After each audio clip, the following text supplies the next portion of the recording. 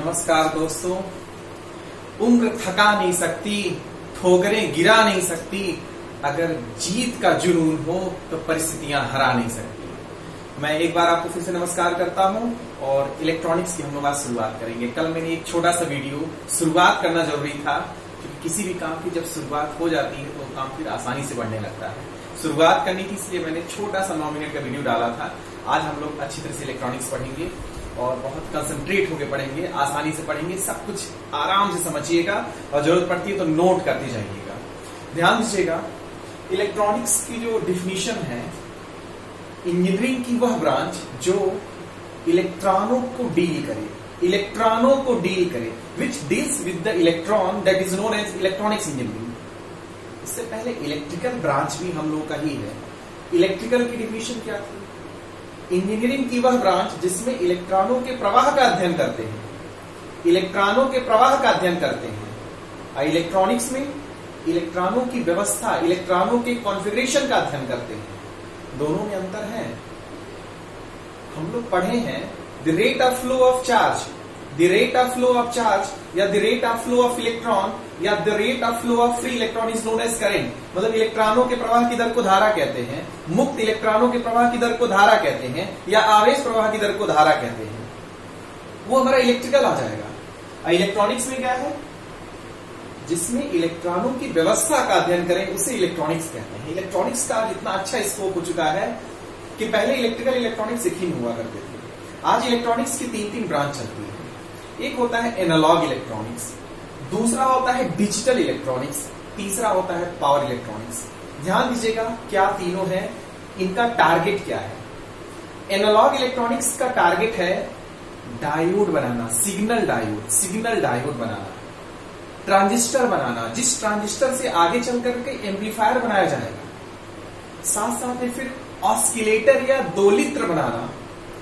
Oscillator या दोलित्र एक तरह से क्या करता है कि लो फ्रीक्वेंसी को मेगाहर्ट्ज में चेंज कर देगा, जो कैरियर का काम करती है। मेरी बात ध्यान दीजिएगा, जो ऑस्किलेटर होता है ये हमारा फ्रीक्वेंसी को मेगाहर्ट्ज में चेंज करता है, लो फ्रीक्वेंसी को।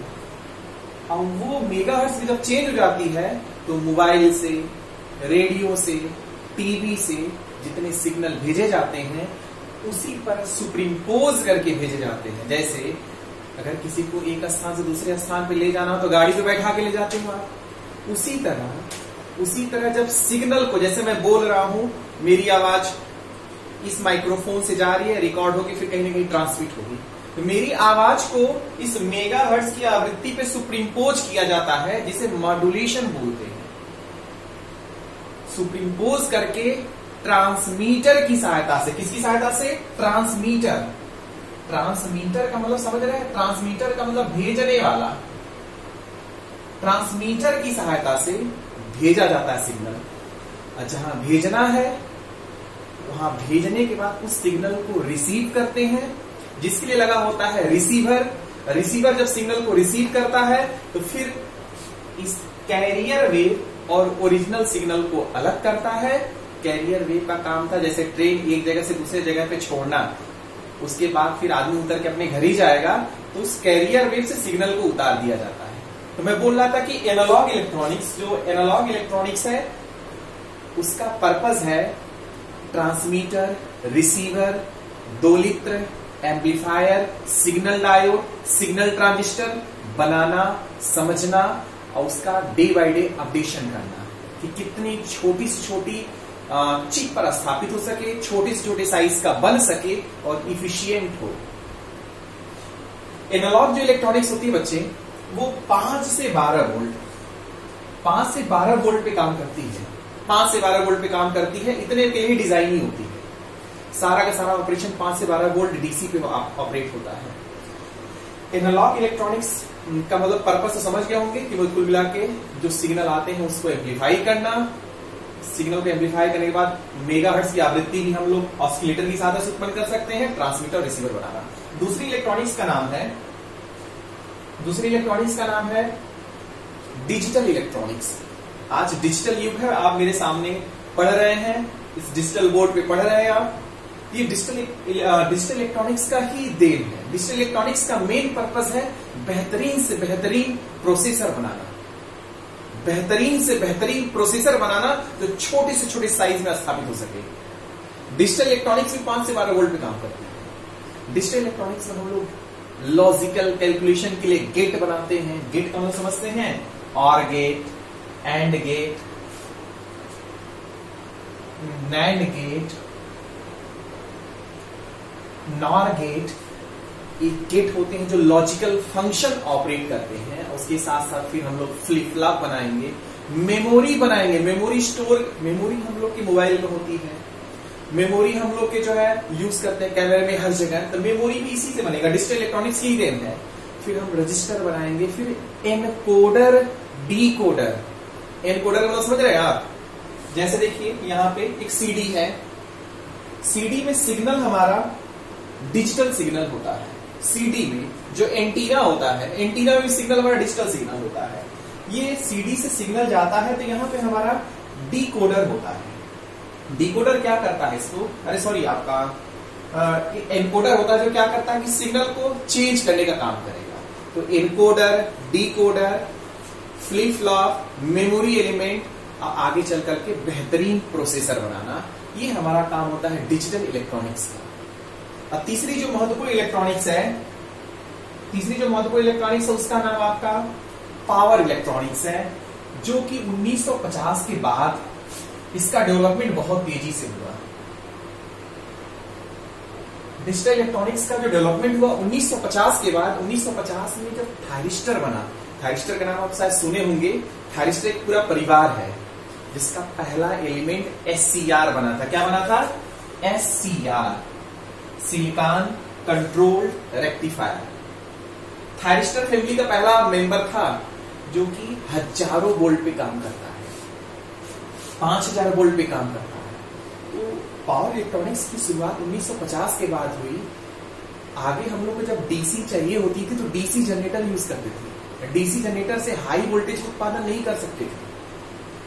उत्पादन पहले एसी होता था, फिर उस एसी को डीसी में चेंज करने के लिए कम्यूटेटर लगाते थे। अगर आप इलेक्ट्रिकल पढ़े होंगे तो ध्यान दीजिएगा, वो बड़ा लंबा सिस्टम होता था। जब एनालॉग का सिस्टम आया था तो एनालॉग में हम लोगों ने रेक्टिफायर बना लिया था, लेकिन जो एनालॉग में रेक्टिफायर काम कर रहा था वो हमारा 5 से 12 वोल्ट पे काम कर रहा था। 5 से 12 वोल्ट पे जब काम कर रहा था बच्चे, तो हम 1000 वोल्ट को डीसी में कैसे चेंज करते? इस रेक्टिफायर का काम था एसी को डीसी में चेंज करना, एसी को डीसी में चेंज करना रेक्टिफायर का काम था, लेकिन 5 से 12 वोल्ट पे काम करता था। तो लोग सोचे अगर हमारे पास कुछ ऐसी व्यवस्था हो जाए कि हम हजारों वोल्ट को 5000, 10000, 25000 वोल्ट को डायरेक्ट डीसी में चेंज कर ले तो डीसी जनरेटर काम समाप्त हो जाएगा। आप मेरी बात समझ पा रहे हैं, नहीं समझ पा रहे हैं? तो आप ध्यान दीजिएगा, मुझे एकदम कैच करना पड़ेगा आपको, हर एक बात एकदम कंसंट्रेट होकर सुनिएगा। तो पावर इलेक्ट्रॉनिक्स में ऐसी डिवाइसेस बनाई गई जो पहले बनी थी एनालॉग में, उनके वोल्टेज लेवल को, पावर लेवल को, फ्रीक्वेंसी लेवल को सब कुछ बढ़ाया गया। और वो 1950 के बाद सर्किट में आया। जैसे ही पावर इलेक्ट्रॉनिक्स आई, आप घर में देखते थे कि बड़ा बड़ा एक तो रेगुलेटर लगता था पंखे की स्पीड कंट्रोल करने के लिए, वो समाप्त हो गया। एक तो 40 रुपए का रेगुलेटर आ गया जिसमें ट्रायक लगा दिया गया। दाम कम हो गया, लॉस कम हो गया, साइज कम हो गया, खर्चा कम हो गया, प्रचालन अच्छा हो गया, दिखने में अच्छा हो गया। तो पावर इलेक्ट्रॉनिक्स ने पूरा सिस्टम ही चेंज कर दिया। तो पावर इलेक्ट्रॉनिक्स की लेकिन जो स्कोप आया 1950 के बाद है। पावर इलेक्ट्रॉनिक्स का पर्पस क्या है? पावर इलेक्ट्रॉनिक्स में हम बनाएंगे पावर डायोड, पावर इलेक्ट्रॉनिक्स में बनाएंगे SCR, सिलिकॉन कंट्रोल्ड रेक्टिफायर, उसके साथ साथ फिर ट्रायक, डायक, UJT, power MOSFET, power BJT। ये हमारी पावर इलेक्ट्रॉनिक्स का साइक्लो कन्वर्टर जो फ्रीक्वेंसी को चेंज कर देगा, इन्वर्टर जो डीसी को एसी में चेंज कर देगा। ये हम लोग पढ़ेंगे पावर इलेक्ट्रॉनिक्स में। बच्चे हम अपने टॉपिक पे आते हैं, तो हम लोग एक एक तरफ से स्टार्ट करेंगे, आसानी से समझते जाइए। बेहतरीन समय का इस्तेमाल करिए, बेहतरीन यूज करिए समय का, ध्यान दीजिएगा। इलेक्ट्रॉनिक्स की जो सिंपल डिफिनीशन है वो हमारी यही थी। इलेक्ट्रॉनिक्स जो सिंपल डिफिनीशन यही थी कि इंजीनियरिंग की वह ब्रांच जिसमें इलेक्ट्रॉनों की व्यवस्था का अध्ययन करें उसे इलेक्ट्रॉनिक्स इंजीनियरिंग कहते हैं। तो बच्चे ध्यान दो, ये इलेक्ट्रॉन आया कहां से? मैं कल थोड़ा सा जिक्र किया था, आज फिर से शुरुआत कर रहा हूं, चूंकि बेहतरीन तरीके से पढ़ते जाइए, समझते जाइए। आप कंसंट्रेट होकर सुनिएगा, डाइवर्ट ना होइएगा, और पूरा सुनिए इत्मीनान से। जो इलेक्ट्रॉन होते हैं बालक, ये हमारे परमाणु के बाहरी कक्षा में चक्कर लगाते हैं। चक्कर लगाने के साथ साथ अपनी अक्ष पर स्पिन करते हैं। स्पिन करने का मतलब समझ रहे हैं, चक्रण करना। जैसे यहाँ पे सूर्य दिख रहा है, सूर्य के चारों तरफ मंगल, बुध, बृहस्पति, शुक्र, शनि चक्कर लगाते हैं। और चक्कर लगाने के साथ साथ अपनी अक्ष पर गोल गोल घूमते भी हैं। और आपको मालूम है कि पृथ्वी में दिन और रात इसी वजह से होता है कि पृथ्वी 24 घंटे में एक चक्र पूरा कर लेती है। लेकिन सूर्य के चारों तरफ 365, जब सूर्य के चारों तरफ की बात होगी तो 365 दिन लगेगा, लेकिन अपने अक्ष पर 24 घंटे में जो है पूरा करती है। इसी वजह से जब सूर्य के सामने जो पड़ेगा दिन होगा, उसके बाद रात। वैसा ही पैटर्न परमाणु का भी है। मैं आपको क्यों बता रहा हूं, मैं ये बताना चाहता हूं कि जो छोटा सा परमाणु है उसकी भी संरचना वैसी जैसे हमारा सौर मंडल है। ध्यान दीजिएगा एकदम। ये जो परमाणु होता है, परमाणु सबसे छोटा से छोटा कण है। परमाणु डिफिनीशन क्या है, ध्यान दीजिएगा। छोटा से छोटा कण जो प्रत्येक रासायनिक क्रिया में भाग लेता है। छोटा कण, पहली बात कौन सा कण है, छोटा कण है।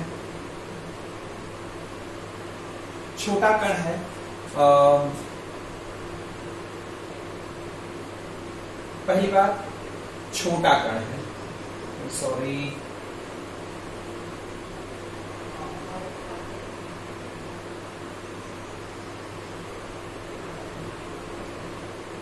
छोटा कण है, सबसे छोटा कण है। आंख से नहीं दिखाई देता, आंख से बिल्कुल नहीं दिखाई देता, लेकिन जब एक कण मिलता है, एक परमाणु दूसरे परमाणु से मिलता है, रासायनिक क्रिया करता है, तो अणु बनाता है। जैसे 2 हाइड्रोजन का परमाणु, 1 ऑक्सीजन का परमाणु अगर मिल जाए तो बन जाता है H2O, एक पानी का अणु बनता है।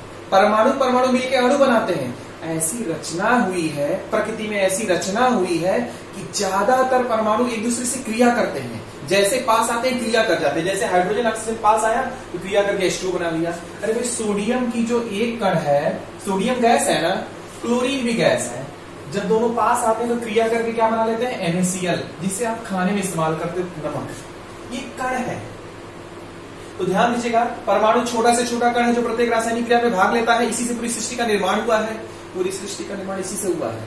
इसी परमाणु में नाभिक होता है और बाह्य नाभिक होता है। देखो ये नाभिक वाला प्रश्न पूछा जाता है कि परमाणु का समस्त भार कहां पाया जाता है, तो परमाणु का समस्त भार नाभिक में पाया जाता है। परमाणु का समस्त भार कहां पाया जाता है, नाभिक में पाया जाता है। और जो इलेक्ट्रॉन है वो बाहर चक्कर लगा रहे हैं। तो ध्यान दो बच्चे, परमाणु छोटा छोटा कण जो प्रत्येक रासायनिक क्रिया में भाग लेता है। परमाणु का समस्त भार नाभिक में पाया जाता है। नाभिक में क्यों पाया जाता है, क्योंकि नाभिक में प्रोटॉन और न्यूट्रॉन पाए जाते हैं। नाभिक में प्रोटॉन और न्यूट्रॉन पाए जाते हैं। और जो प्रोटॉन होता है, वो प्रोटॉन इस इलेक्ट्रॉन की तुलना में 1835 से 1840 गुना, मास ऑफ प्रोटॉन बराबर 1835 से 1840 गुना इलेक्ट्रॉन के द्रव्यमान के बराबर होता है। मतलब 1835 से 1840 इलेक्ट्रॉन रख दिए जाए और एक प्रोटॉन रहे तो द्रव्यमान लगभग बराबर होगा। एक बात और बच्चे ध्यान दीजिएगा, ध्यान दीजिएगा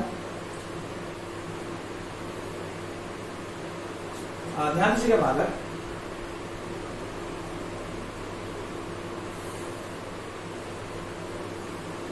एक बात और ध्यान दें बच्चे, ये जो इलेक्ट्रॉन होता है, इस पर एक चार्ज पार्टिकल है।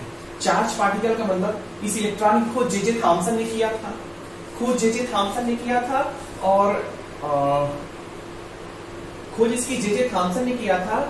और इसमें जो आवेश होता है -1.6 गुणे 10 घाते -19 कूलाम का आवेश होता है। 10 घाते -19 कूलाम का आवेश होता है एक इलेक्ट्रॉन पर। इसका जो द्रव्यमान होता है 9.01 गुणे 10 घाते -31 किलोग्राम। ये द्रव्यमान होता है इलेक्ट्रॉन का। सोचिए इतना हल्का होता है। अच्छा, मतलब इसमें आवेश होता है। आवेश का मतलब समझते हैं, जैसे एक चुंबक दूसरे चुंबक के पास जब ले जाते हैं तो लगता है खींच रहा है या प्रतिकर्षित कर रहा है, लेकिन कैसे खींचता है, कैसे प्रतिकर्षित करता है, दिखता तो नहीं है। तो हम लोग कहते हैं कि उनके बीच बल रेखाएं होती हैं, लाइन ऑफ फोर्स। बल रेखाएं होती हैं, लाइन ऑफ फोर्स होती है, जो आकर्षण या प्रतिकर्षण का कारण बनती है। तो जिनके ऊपर आवेश होता है, उन आवेश से बल रेखाएं या तो निकलती हैं या तो अंदर जाती हैं। एक बात हमेशा ध्यान रखिएगा, जो भी नेगेटिव चार्ज हो, जो भी नेगेटिव चार्ज हो, उनमें बल रेखाएं अंदर जाती हैं, उनमें बल रेखाएं अंदर की ओर जाती हैं। ये बल रेखाएं ही बल का अनुभव कराती हैं, ये बल रेखाएं ही बल का अनुभव कराती हैं। तो इलेक्ट्रॉन की खोज जे थॉमसन ने किया था, बाहरी कक्षा में था, तो सबसे पहले इलेक्ट्रॉन की खोज हुई। इस पर माइनस आवेश पाया गया, -1.6 कूलाम का आवेश पाया गया। कूलाम मात्रक है। कूलाम एक वैज्ञानिक थे जिन्होंने आगे चल करके आवेशों के बीच लगने वाले बल को परिभाषित किया था। जैसे चुंबक के बीच बल काम करता है, उसी तरह आवेशों के बीच बल काम करता है। समान आवेश एक दूसरे को प्रतिकर्षित करते हैं, विपरीत आवेश एक दूसरे को आकर्षित करते हैं, और आवेशों के बीच लगने वाला बल दोनों आवेशों के गुणनफल के समानुपाती, बीच की दूरी के वर्ग के व्युत्क्रमानुपाती होता है। यह नियम कूलाम का था। इसलिए कूलाम को फेमस करने के लिए सारे आवेशों का मात्रक कूलाम बना दिया गया, सारे आवेशों का मात्रक कूलाम बना दिया गया। ध्यान दीजिएगा। तो ये हमारा इलेक्ट्रॉन हो गया। इलेक्ट्रॉन की खोज के बाद नाभिक की खोज हुई। ये जो नाभिक आपको दिख रहा है, जो परमाणु का समस्त भार निवास करता है, इस नाभिक की खोज हुई। इस नाभिक की खोज जानते किसने किया? रदरफोर्ड ने किया। रदरफोर्ड ने नाभिक की खोज की। जब नाभिक की खोज की, वैसे 1886 के आसपास गोल्डस्टीन ने बताया था कि परमाणु के अंदर कुछ पॉजिटिव चार्ज होता है, लेकिन उन्होंने कुछ क्लियर नहीं कर पाए थे। तो रदरफोर्ड ने जब नाभिक की खोज की, तो उसके बाद उन्होंने बताया कि इसके अंदर एक पॉजिटिव चार्ज पार्टिकल है, धनात्मक आवेशित पार्टिकल है, धनात्मक आवेशित पार्टिकल है, जिसका नाम प्रोटॉन रखा गया, जिसका नाम प्रोटॉन रखा गया। ये प्रोटॉन पर जब खोज की गई, प्रोटॉन में जब खोज की, तो प्रोटॉन पे जो आवेश पाया गया वो इलेक्ट्रॉन के आवेश के बराबर था, इलेक्ट्रॉन के आवेश के बराबर था, लेकिन प्लस था। ये माइनस आवेशित था, ये प्लस आवेशित था। इसमें बल रेखाएं अंदर की ओर जाती हैं, और प्लस में बल रेखाएं बाहर की ओर जाती हैं। जब प्रोटॉन का द्रव्यमान देखा गया, तो प्रोटॉन का द्रव्यमान था 1.6725 गुणे 10 घाते -27 गुणे 10 घाते -27 किलोग्राम था। मतलब एक प्रोटॉन का द्रव्यमान लगभग इलेक्ट्रॉन के द्रव्यमान का 1835 से 1840 गुना, कोई एक ही होगा, एग्जैक्ट नहीं है। 1835 से 1840 गुना इलेक्ट्रॉन के द्रव्यमान के बराबर होता है। ये तो प्रोटॉन हो गया। अच्छा, जो रदरफोर्ड थे वो जे थॉमसन की तरफ से असिस्टेंट थे, सहायक थे। एक ही लैब के सब लोग हैं। आगे चल करके बच्चे आगे चल करके जेम्स एडिशन आए, सॉरी चैडविक आए, जेम्स चैडविक आए। चैडविक जो है रदरफोर्ड के असिस्टेंट थे। चैडविक रदरफोर्ड के असिस्टेंट थे। उन्होंने बोला कि नाभिक में केवल प्रोटॉन ही नहीं है, नाभिक में केवल प्रोटॉन ही नहीं, एक कण और है जिसका नाम उन्होंने न्यूट्रॉन रखा। एक कण और है जिसका नाम न्यूट्रॉन रखा गया, और पाया गया कि न्यूट्रॉन उदासीन होता है, न्यूट्रॉन उदासीन होता है, और इस पर कोई आवेश नहीं है, लेकिन इसका जो द्रव्यमान था प्रोटॉन से हल्का ज्यादा। इसका द्रव्यमान 1.6756 गुणे 10 घाते -27 किलोग्राम था। ये चैडविक ने बता दिया। मतलब परमाणु के बारे में 3 चीजें सामने आ गई कि परमाणु 3 चीजों से बना है, इलेक्ट्रॉन, प्रोटॉन और न्यूट्रॉन। इलेक्ट्रॉन पर ऋणावेश, प्रोटॉन पर धनावेश। इलेक्ट्रॉन का द्रव्यमान हल्का है, प्रोटॉन 1835 गुना है, और न्यूट्रॉन प्रोटॉन से भी हल्का ज्यादा है। ये सब सारी चीजें आ गई। ये परमाणु है, और हमको इलेक्ट्रॉनिक्स में अध्ययन किसका करना है? इलेक्ट्रॉन का करना है। लेकिन परमाणु के बारे में सब कुछ जानेंगे तब तो करेंगे। तो ध्यान दीजिएगा, आगे चल करके फिर एनालिसिस होने लगा कि आखिरकार ये परमाणु में हमारा इलेक्ट्रॉन का क्या रोल है, प्रोटॉन का क्या रोल है, न्यूट्रॉन का क्या रोल है। तो बच्चे ध्यान दो, आज बिजली का उत्पादन में न्यूक्लियर पावर प्लांट बहुत ज्यादा बन रहे हैं। आप देखते होंगे बहुत ज्यादा बन रहे हैं, और न्यूक्लियर पावर प्लांट में न्यूक्लियर एनर्जी यूज करते हो, यही एनर्जी है। ये जो नाभिक है, इस नाभिक में प्रोटॉन और न्यूट्रॉन होते हैं। ये जो प्रोटॉन न्यूट्रॉन पे कोई आवेश तो नहीं है, लेकिन इनके बीच जो बल होता है वो बड़ा मजबूत बल होता है, किसी नाभिक को आसानी से नहीं तोड़ सकते। जो बड़ा नाभिक होता है, जैसे यूरेनियम है, थोरियम है, प्लूटोनियम है, जब उसको तोड़ना होता है तो उस पर न्यूट्रॉन की बमबारी कराते हैं, जिसे बोलते हैं नाभिकीय विखंडन। बच्चे ध्यान से सुनना, नाभिकीय विखंडन का मतलब, नाभिकीय विखंडन का मतलब होता है बड़े नाभिक का छोटे नाभिकों में टूटना। अच्छा, मैं आपको बोल दूं कि छोटे से कण को तोड़ दो तो तोड़ना आसान नहीं होगा, बड़ा रहेगा तो तोड़ते बनता है, लेकिन छोटी चीज को तोड़ना आसान नहीं है। परमाणु तो आंख से दिखाई ही नहीं दे रहा है, तो तोड़ोगे कैसे आप? लेकिन उसको तोड़ने के लिए, परमाणु को तोड़ने के लिए न्यूट्रॉन की बमबारी कराई जाती है। पूछा जाता है प्रश्न की नाभिकीय विखंडन में किसका इस्तेमाल करते हैं? क्या गन से तोड़ेंगे, हथौड़े से तोड़ेंगे? नहीं भाई, जब आंखी से नहीं दिखाई दे रहा है तो आप हथौड़े से कैसे तोड़ोगे? उसमें न्यूट्रॉन की बमबारी कराई जाती है, क्योंकि न्यूट्रॉन स्वतंत्र अवस्था में पाया जाता है। ये जो न्यूट्रॉन होता है ये स्वतंत्र अवस्था में पाया जाता है, प्रोटॉन स्वतंत्र अवस्था में नहीं पाया जाता। ध्यान दीजिएगा एकदम, न्यूट्रॉन स्वतंत्र अवस्था में पाया जाता है, लेकिन प्रोटॉन स्वतंत्र अवस्था में नहीं पाया जाता।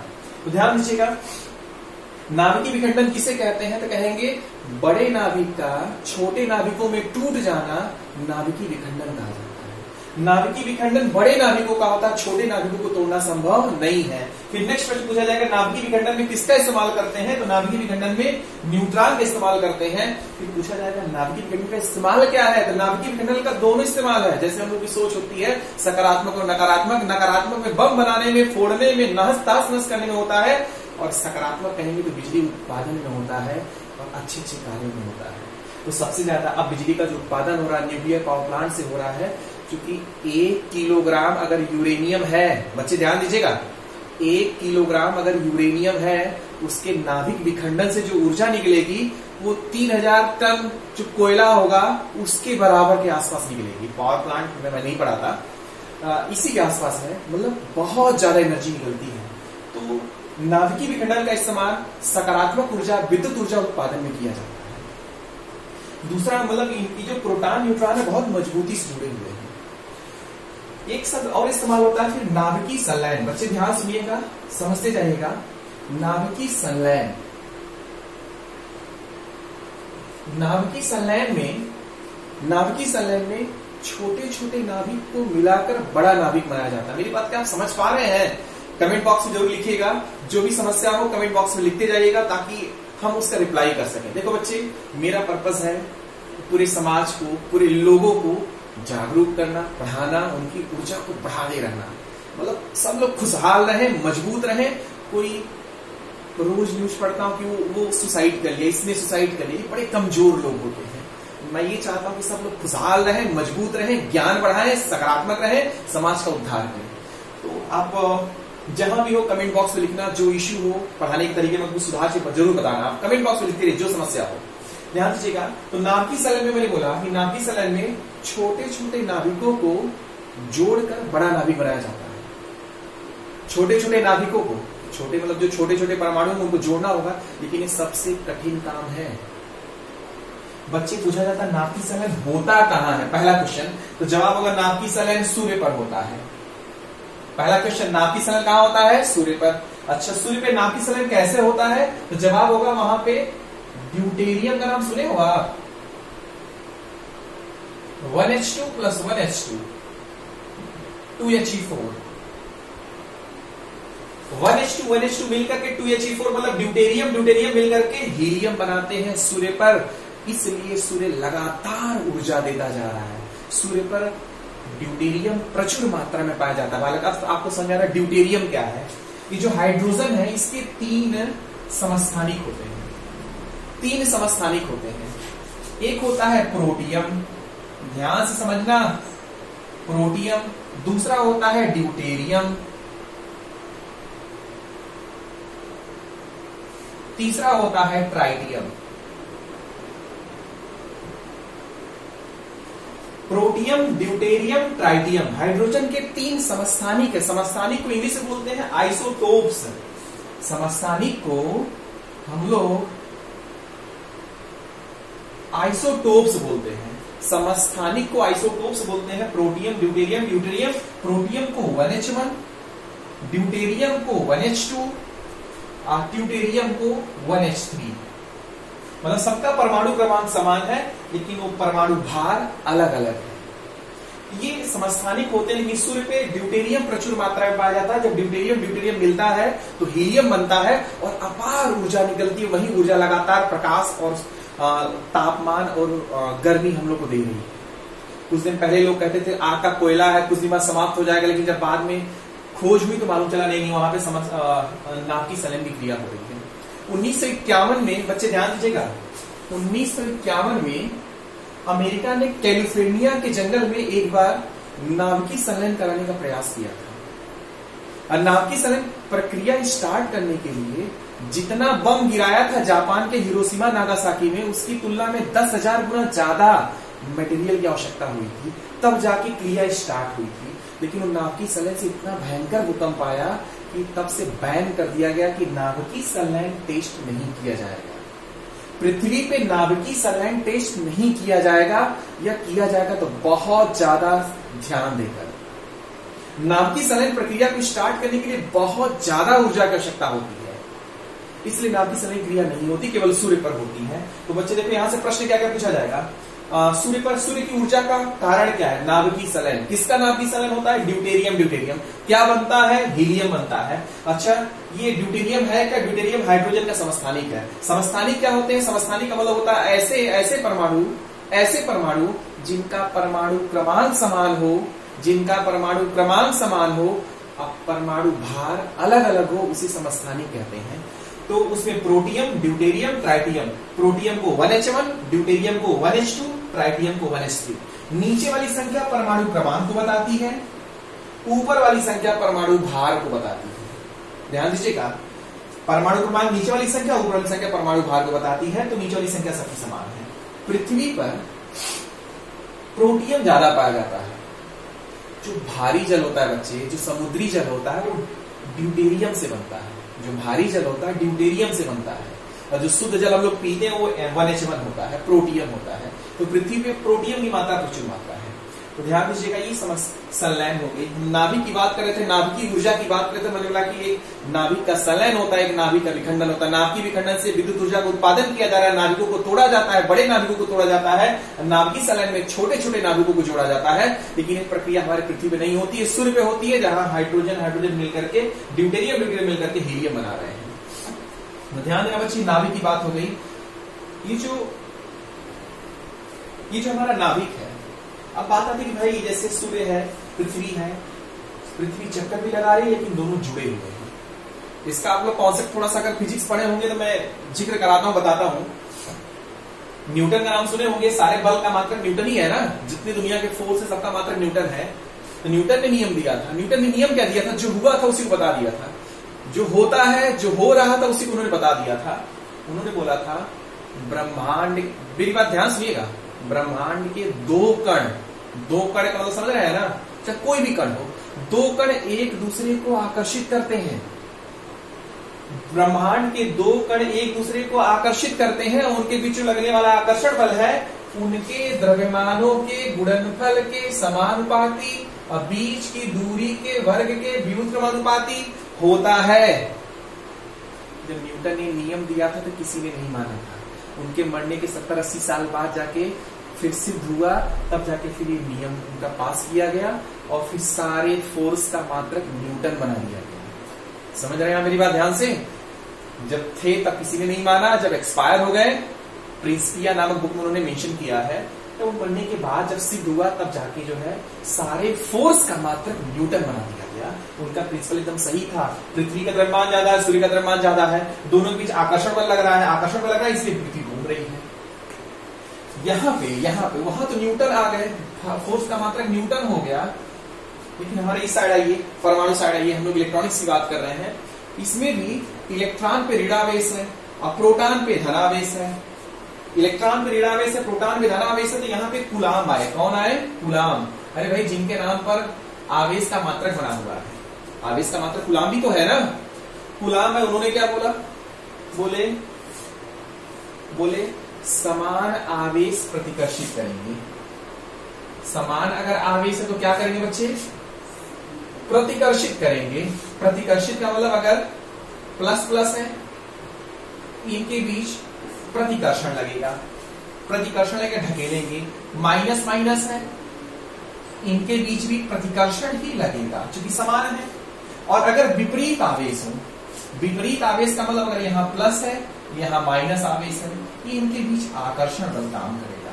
समान आवेश एक दूसरे को प्रतिकर्षित करते हैं, विपरीत आवेश एक दूसरे को आकर्षित करते हैं। इनके बीच जो बल काम करता है, बच्चे ध्यान दीजिएगा, न्यूटन का कॉपी किए हैं, न्यूटन कॉपी क्या एकदम ऐसा पाया गया। पूछा जाता है प्रश्न, कूलाम का नियम आधारित है, संबंधित है, न्यूटन से संबंधित है। दोनों आवेशों के बीच जो बल काम करता है, ये इलेक्ट्रॉन पर ऋण आवेश, प्रोटॉन पर धन आवेश, प्रोटॉन नाभिक के अंदर है, इलेक्ट्रॉन नाभिक के बाहर है, इनके बीच जो बल काम करता है, दोनों आवेशों के गुणनफल के समानुपाती, बीच की दूरी के वर्ग के व्युत्क्रमानुपाती। यहाँ द्रव्यमान था, यहाँ आवेश है, यहां भी दूरी है, यहां भी दूरी है। ये कूलाम का नियम है, ये न्यूटन का नियम है। इस बल का भी मात्रक न्यूटन है, इस बल का भी मात्रक न्यूटन है, बस ये नियम कूलाम का है। तो आप थोड़ा समझिएगा ध्यान से, मतलब इस इलेक्ट्रॉन और नाभिक के बीच आकर्षण बल काम करेगा। इस आकर्षण बल के कारण ही इलेक्ट्रॉन बाहरी कक्षा में चक्कर लगाता है, और चक्कर लगाने के साथ साथ अपनी अक्ष पर स्पिन भी करता रहता है। उसी स्पिन क्लॉकवाइज या तो एंटी क्लॉकवाइज होती है। आप समझ रहे होंगे। अब ध्यान दो बच्चे,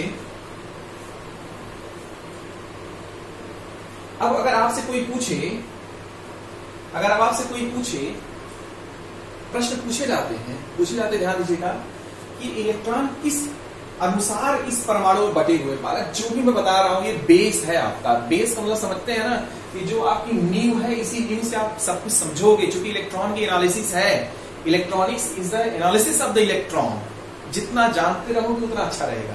ध्यान दो बच्चे, हम एक चीज तो जान गए कि इस नाभिक में प्रोटॉन और न्यूट्रॉन है, प्रोटॉन और न्यूट्रॉन है, और इस नाभिक में प्रोटॉन पर धनावेश है और न्यूट्रॉन पर कोई आवेश नहीं है।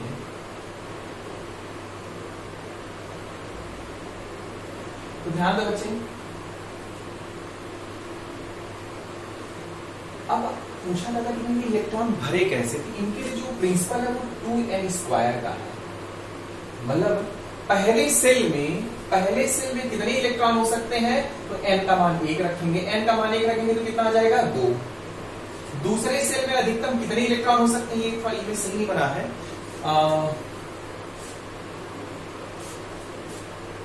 जैसे कोई भी ले लें, और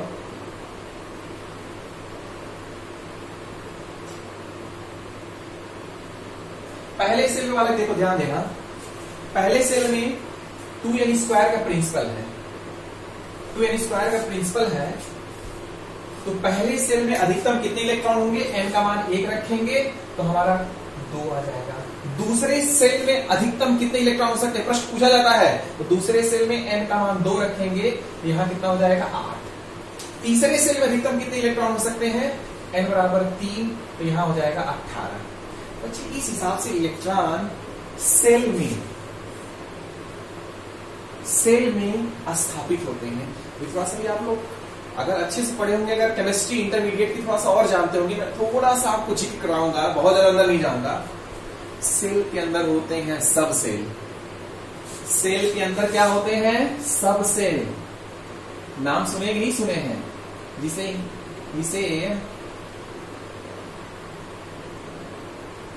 जिसे उपकोष बोलते हैं आप। और सब सेल क्या होते हैं, S, P, D, F। Cell के अंदर होते हैं सब सेल, सब सेल के अंदर होते हैं ऑर्बिटल। सुने नहीं सुने हैं नाम, ऑर्बिटल को आप कक्षक भी बोलते हैं। मतलब जो सिंबल बहुत दिख रहा है ये ऐसा है नहीं। सेल के अंदर होते हैं सब सेल के अंदर होते हैं ऑर्बिटल। जैसे कोई पूछे एस सब सेल में, ध्यान से समझ पा रहे कि समझ पा रहे, मुझे थोड़ा डाउट हो रहा होगा आप लोगों पे, तो ध्यान सुनिएगा। एस सब सेल में या एस उपकोष में 2 इलेक्ट्रॉन होते हैं, 1 ऑर्बिटल होता है। पी सब सेल में 6 इलेक्ट्रॉन हो सकते हैं, डी में 10 इलेक्ट्रॉन हो सकते हैं, और F में 14 इलेक्ट्रॉन हो सकते हैं। ये अंदर की संरचना बहुत कॉम्प्लिकेटेड होती है और सिंपली इसे सेल के रूप में दिखाया जाता है। पहले सेल में 2, दूसरे सेल में अधिकतम 8, तीसरे सेल में अधिकतम 18 इलेक्ट्रॉन हो सकते हैं, जिसमें जितने होंगे उसी हिसाब से भरेंगे। इस सेल के अंदर होता है सब सेल होता है 4, sp-d-f, s सब सेल में 2 इलेक्ट्रॉन, p सब सेल में 6, d सब सेल में 10, f में 14। और अगर ऑर्बिटल की बात करें, बच्चे तो ध्यान देना, अगर ऑर्बिटल की बात करें,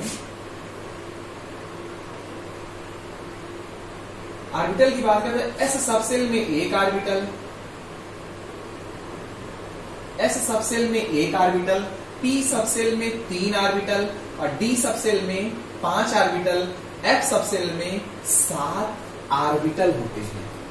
7 ऑर्बिटल होते हैं और जो एक ऑर्बिटल होता है बालक, उस एक ऑर्बिटल में 2 इलेक्ट्रॉन होते हैं। एक इलेक्ट्रॉन अगर क्लॉकवाइज स्पिन कर रहा है और दूसरा इलेक्ट्रॉन एंटी क्लॉकवाइज स्पिन करता है। मेरी बात क्या समझ पा रहे हैं? सुनते जाइए, नोट करते जाइएगा, कुछ दिन बाद और अच्छा समझ में आएगा। मैंने कहा कि जो sp-d-f सबसेल है, ये सबसेल है। इस सबसेल में एक ऑर्बिटल होता है, p में 3 ऑर्बिटल होता है, d में 5 होता है, f में 7 होता है। और इस ऑर्बिटल में अगर एक ऑर्बिटल है तो उस एक ऑर्बिटल में अधिकतम 2 इलेक्ट्रॉन हो सकते हैं। अगर एक इलेक्ट्रॉन क्लॉकवाइज स्पिन करेगा तो दूसरा इलेक्ट्रॉन एंटी क्लॉकवाइज करेगा। इसी स्पिन के कारण चुंबकीय गुण उत्पन्न होते हैं। अगर ऑर्बिटल पूरी तरह भरा हुआ है तो कोई चुंबकीय गुण नहीं होगा। जैसे अगर एक ऑर्बिटल था, उसमें दोनों है, क्लॉकवाइज भी घूमने वाला है, एंटी क्लॉकवाइज स्पिन करने वाला है, इसमें चुंबकीय गुण कोई नहीं होगा। अगर ये नहीं है, अगर एक है तो चुंबकीय प्रभाव रहेगा। तो आगे चल के आप पढ़ोगे, अनुचुंबकीय है, पैरामैग्नेटिक है, डाया है, फेरो है, कैसा पदार्थ होगा ये इसी स्पिन से मालूम चलता है। हम अपने टॉपिक पे आते हैं, ध्यान दो बच्चे। अब बात आती है, प्रश्न पूछे जाते हैं कि सबसे ज्यादा आकर्षण बल सबसे ज्यादा कहां होगा? सबसे ज्यादा पहला सेल और नाभिक के बीच। जितना दूरी कम रहेगी आकर्षण बल ज्यादा होगा कि नहीं होगा? इलेक्ट्रॉन पे ऋणावेश है, प्रोटॉन पे धनावेश है, जितनी दूरी कम है आकर्षण बल ज्यादा होगा। तो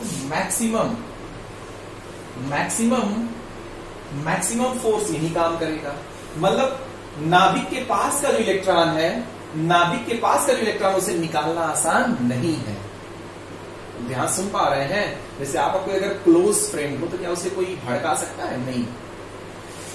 दोनों नजदीक है इसलिए आकर्षण बल ज्यादा है, इसलिए इस इलेक्ट्रॉन को मुक्त कराना आसान नहीं है। कोई पूछे सबसे कम फोर्स कहां होगा?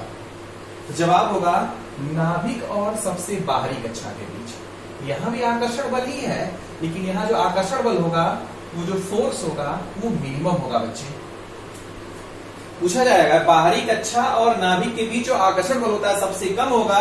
नाभिक और पहली सेल के बीच जो आकर्षण बल होगा सबसे ज्यादा होगा। ये प्रश्न पूछे जाते हैं। अब बात आती है इलेक्ट्रॉनों की अवस्था के आधार पर हम लोग कई नाम देते हैं। जैसे हमारा आता है, तो आप समझ गए होंगे। अब बात आती है कि इलेक्ट्रॉन भरे हुए हैं, इलेक्ट्रॉन चक्कर लगा रहे हैं, स्पिन कर रहे हैं। धारा की जो डिफिनीशन है, चाहे इलेक्ट्रॉनिक्स हो चाहे इलेक्ट्रिकल हो, करंट की डिफिनीशन यही है, आवेश प्रवाह की दर को धारा कहते हैं। Rate of flow of charge is known as current. आवेश प्रवाहित होगा तभी धारा का प्रवाह होगा। जो प्रोटॉन होगा, प्रोटॉन नाभिक के अंदर होता है, प्रोटॉन स्वतंत्र होने वाला नहीं है। प्रोटॉन में भले धनावेश है लेकिन स्वतंत्र होने वाला नहीं है, हमेशा नाभिक के अंदर रहेगा। स्वतंत्र कौन होगा? जो बाहरी कक्षा में चक्कर लगा रहा है, जो अलग हो सकता है। समझ रहे मेरी बात? इलेक्ट्रॉन अलग हो सकता है, लेकिन नाभिक को अगर आप तोड़ेंगे भी तो प्रोटॉन दूसरे नाभिक में चला जाएगा, फ्री होकर घूमने वाला नहीं है, खाली नहीं है। न्यूट्रॉन स्वतंत्र अवस्था में हो सकता है, इलेक्ट्रॉन स्वतंत्र अवस्था में हो सकता है, लेकिन प्रोटॉन स्वतंत्र अवस्था में नहीं होता। ध्यान दीजिएगा। तो धारा किसे कहते हैं? आवेश प्रवाह की दर को धारा कहते हैं। आवेश में कौन कौन है? प्रोटॉन और इलेक्ट्रॉन।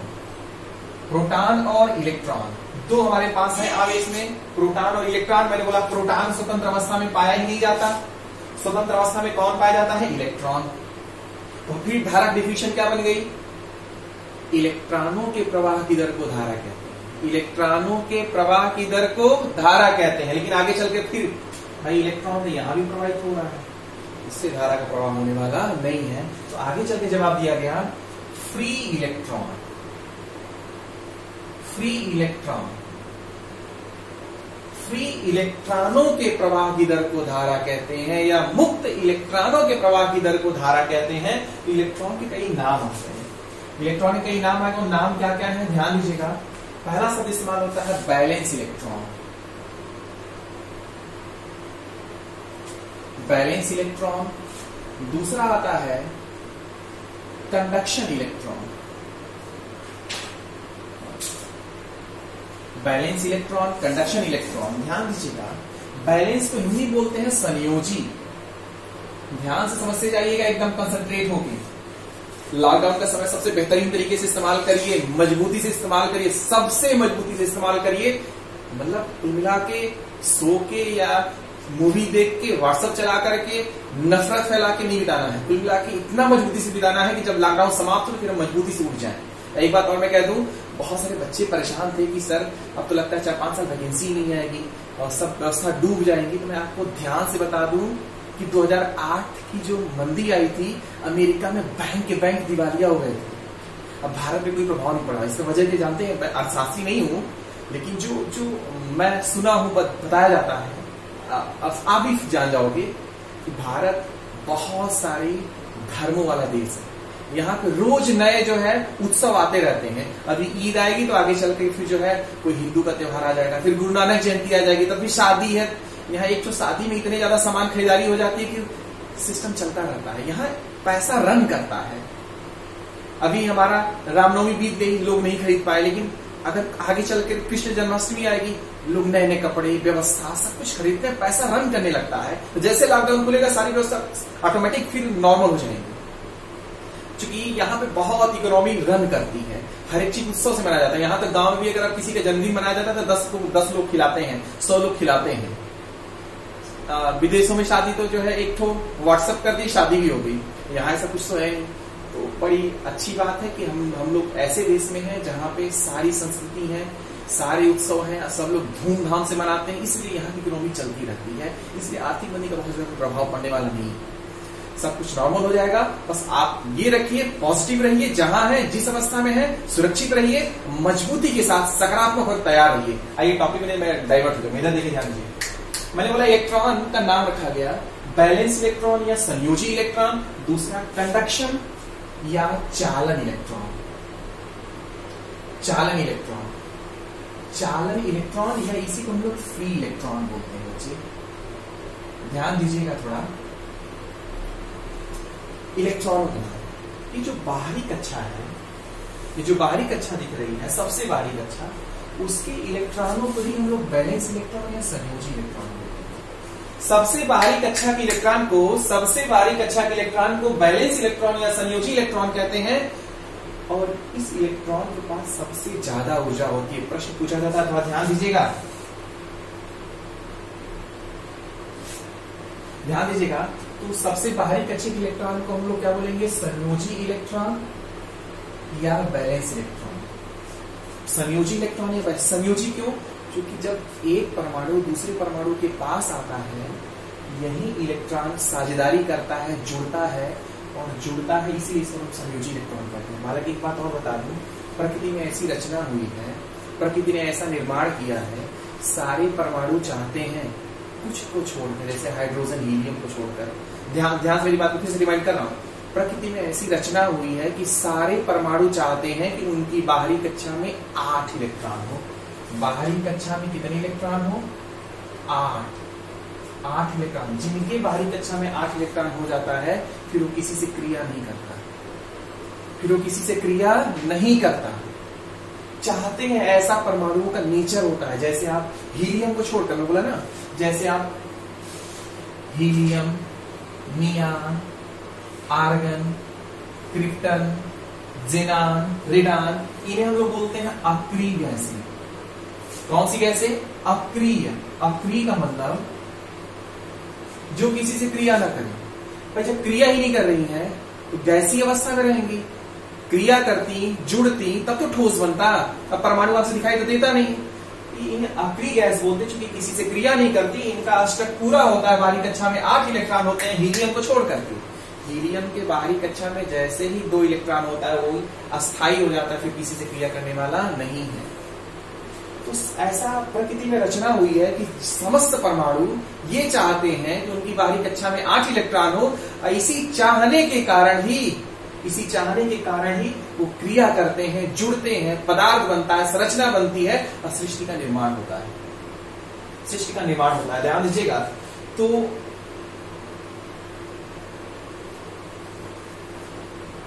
मैंने कहा कि बाहरी कक्षा के इलेक्ट्रॉन को संयोजी इलेक्ट्रॉन कहते हैं। यही क्रिया करता है, इसलिए संयोजी इलेक्ट्रॉन या वैलेंस इलेक्ट्रॉन कह रहे हैं। प्रश्न पूछा जाता है, किस इलेक्ट्रॉन के पास ज्यादा ऊर्जा होगी, पहली कक्षा के इलेक्ट्रॉन या बाहरी कक्षा के इलेक्ट्रॉन? आप फर्स्ट बताइएगा, ध्यान दीजिएगा, ध्यान सुनिएगा। पहली कक्षा के इलेक्ट्रॉन के पास ज्यादा ऊर्जा होगी कि बाहरी कक्षा? मैं आपको बताऊं कि मेरे पास 2 मार्कर है, एक को इतनी ऊंचाई पर रखा हूं, एक को इतनी ऊंचाई पर रखा हूं। किसकी स्थितिज ऊर्जा या पोटेंशियल एनर्जी ज्यादा होगी? तो जवाब होगा जो ज्यादा ऊंचाई पे उसकी स्थितिज ऊर्जा ज्यादा होगी, जो नीचे है उसकी स्थितिज ऊर्जा कम होगी। स्थितिज ऊर्जा का फॉर्मूला होता है mgh। स्थितिज ऊर्जा का फॉर्मूला होता है mgh। पढ़े होंगे आप लोग। जितनी ज्यादा ऊंचाई होगी उतनी ज्यादा स्थितिज ऊर्जा होगी। सारे इलेक्ट्रॉनों की गतिज ऊर्जा सेम होती है, ये हो चाहे ये हो।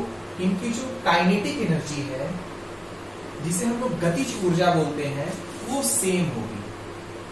लेकिन क्या इनकी स्थितिज ऊर्जा भी सेम होगी? जवाब होगा नहीं। ये नाभिक से ज्यादा दूरी पर है, इसकी ऊंचाई ज्यादा, एक तरह से कह सकते हैं। ये नाभिक से कम दूरी पे है, ये मजबूती से बंधा हुआ, ये कम मजबूती से बंधा हुआ है। इसकी जो स्थितिज ऊर्जा होगी, वो पोटेंशियल एनर्जी जो होगी ज्यादा होगी इसकी तुलना में। इसकी पोटेंशियल एनर्जी या जिसे कहिए स्थितिज ऊर्जा ज्यादा होगी इसकी तुलना में। तो प्रश्न पूछा जाता है, किसी परमाणु में किस इलेक्ट्रॉन के पास ज्यादा ऊर्जा होगी? तो जवाब होगा बाहरी कक्षा के इलेक्ट्रॉन के पास ज्यादा ऊर्जा होगी अन्य इलेक्ट्रॉनों की तुलना में। बाहरी कक्षा के इलेक्ट्रॉनों में ज्यादा ऊर्जा होगी अन्य की तुलना में। यही पे फिर दूसरा प्रश्न जो कंफ्यूजन वाला है, किस इलेक्ट्रॉन, बाहरी कक्षा के इलेक्ट्रॉन और नाभिक के बीच बल क्या होगा?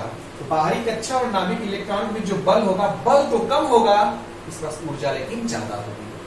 मतलब आकर्षण बल कम है लेकिन ऊर्जा इसके पास ज्यादा है।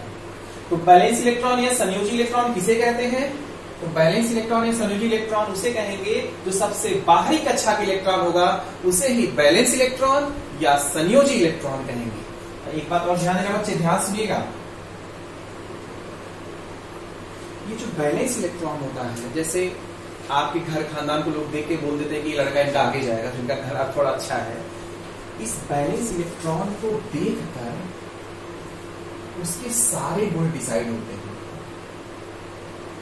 कोई पूछे किस इलेक्ट्रॉन को देखकर? Balance electron. बैलेंस इलेक्ट्रॉन को देखकर पदार्थ के बारे में सब कुछ बताया जाता है, कैसा पदार्थ होगा। ध्यान दीजिएगा कौन कौन से गुण बैलेंस इलेक्ट्रॉन देख करके ही आप बता देंगे इसका मैकेनिकल गुण कैसा होगा, ठोस होगा, द्रव होगा, गैस होगा। आप इलेक्ट्रिकल गुण बता सकते हैं इसी बैलेंस इलेक्ट्रॉन को देखकर, चालक होगा, कुचालक होगा या अर्धचालक होगा। इसी बैलेंस इलेक्ट्रॉन को देखकर आप बता पाएंगे कि इसके अंदर कौन सा गुण होगा। चुंबकीय गुण, डाया होगा, पैरा होगा, फेरो होगा। हालांकि सब आप जब बेसिक पढ़ेंगे तो मालूम चलेगा। Diamagnetic, paramagnetic, ferromagnetic, antiferromagnetic, ferrimagnetic. या फिर इसी बैलेंस इलेक्ट्रॉन को देखकर आप ये भी बता सकते हो उष्मा का, हीट का, जैसे लकड़ी में उष्मा का ट्रांसफर एक साइड से दूसरी साइड नहीं होता, लेकिन लोहे में तो होता है ना, तो हीट का ट्रांसफर होगा कि नहीं होगा? उष्मा का सुचालक होगा, सुचालक होगा या कुचालक? उष्मा का सुचालक होगा या कुचालक? था राइटिंग अभी पैटर्न बहुत अच्छा नहीं बन रहा है, मेरे शब्दों को ध्यान सुनिएगा तो समझने में थोड़ा आसानी रहेगी। मतलब इस बैलेंस इलेक्ट्रॉन को देखकर आप पदार्थ के बारे में बता सकते हैं, ठोस होगा, द्रव होगा, गैस होगा, कि चालक होगा, अर्धचालक होगा, कुचालक होगा, कि उष्मा का सुचालक होगा, कि उष्मा का कुचालक होगा, कि डाया होगा, पैरा होगा, फेरो होगा, क्रिया करेगा कि नहीं करेगा, कैसा रासायनिक प्रॉपर्टी होगा, सब कुछ डिसाइड होता है इसी बैलेंस इलेक्ट्रॉन देखकर। इसी बैलेंस इलेक्ट्रॉन अगर मैं आपको दिखाऊंगा भी, आपको इलेक्ट्रिकल प्रॉपर्टी में आपको बताऊंगा, ये बैलेंस इलेक्ट्रॉन है, लेकिन इससे धारा का प्रवाह होने वाला नहीं है। धारा किसे कहते हैं? मुक्त इलेक्ट्रॉनों के प्रवाह की दर को धारा कहते हैं, फ्री इलेक्ट्रॉनों के प्रवाह की दर को धारा कहते हैं, मुक्त इलेक्ट्रॉनों के प्रवाह की दर को धारा कहते हैं। ये मुक्त अवस्था में नहीं है, ध्यान दीजिएगा।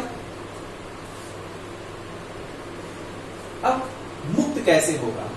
मैंने बोला था कि इलेक्ट्रॉन का एक नाम था कंडक्शन इलेक्ट्रॉन, हिंदी में मैं लिख दे रहा हूं, चलिए इंग्लिश में लिख दे रहे हैं। कंडक्शन इलेक्ट्रॉन, कंडक्शन इलेक्ट्रॉन, ये जो कंडक्शन इलेक्ट्रॉन है इसी को हम लोग फ्री इलेक्ट्रॉन ही बोलते हैं।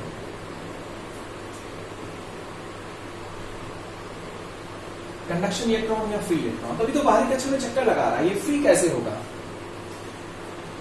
अगर इसे कुछ ऊर्जा दे दी जाए, इस बाहरी कक्षा के इलेक्ट्रॉन को या बैलेंस इलेक्ट्रॉन को या संयोजी इलेक्ट्रॉन को कुछ ऊर्जा दे दी जाए, कुछ ऊर्जा दे दी जाए, ये फ्री हो सकता है।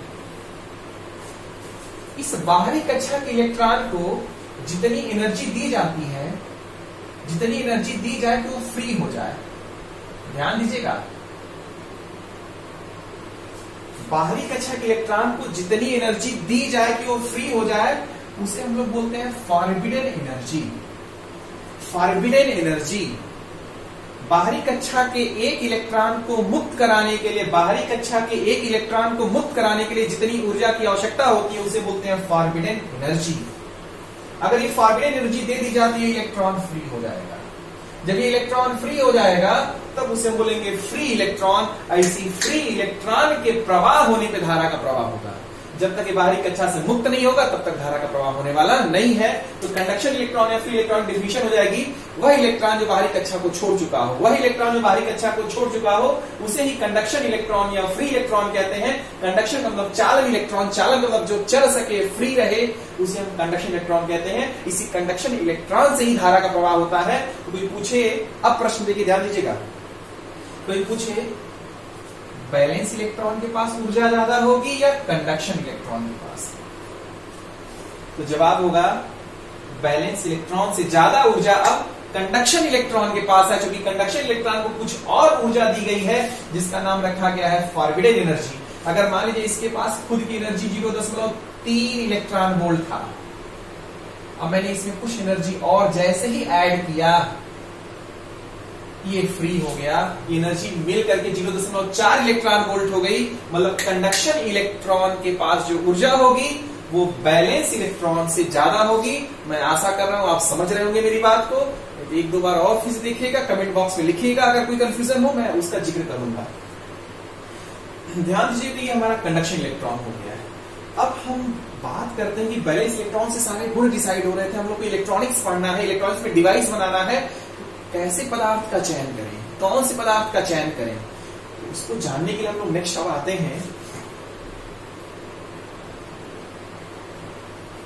बच्चे ध्यान दो,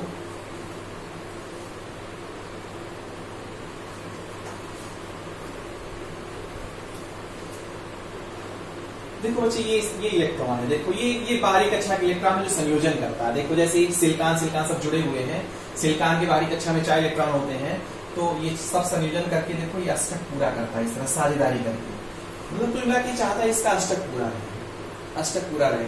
आगे चलकर मैं भी आपको इलेक्ट्रॉन और होल का कॉन्सेप्ट बताऊंगा, और होल का कॉन्सेप्ट ऐसा बताऊंगा जिसमें 99.9% लोग गलत बताते हैं। वो समझ नहीं पाते किसे होल कहते हैं, किसे इलेक्ट्रॉन कहते हैं। उसका जिक्र मैं आगे करूंगा, तो ध्यान रखिएगा, ध्यान से आगे चलते रहिए। मतलब देखो,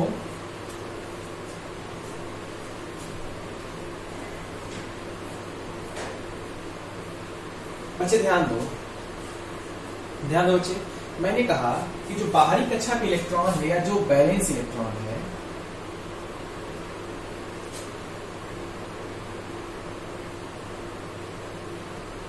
ये जो बैलेंस इलेक्ट्रॉन है, इसी के आधार पर, इसी को देखकर पदार्थों, 3 प्रकार के पदार्थ, मुख्य रूप से 3 प्रकार के पदार्थ हमारे इलेक्ट्रिकल सिस्टम में बांटे गए हैं। मतलब अगर पूरे विश्व को, पूरे ब्रह्मांड को विद्युतीय गुण पर, किस गुण पर?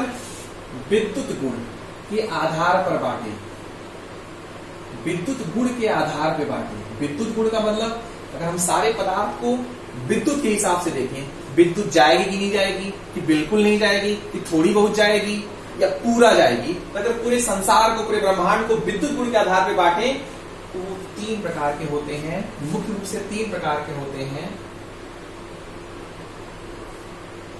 3 प्रकार के होते हैं।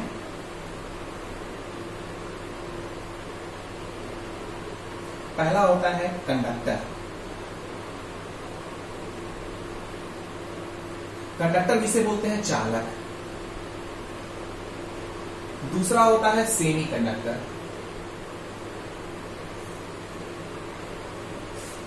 जिसे बोलते हैं अर्धचालक।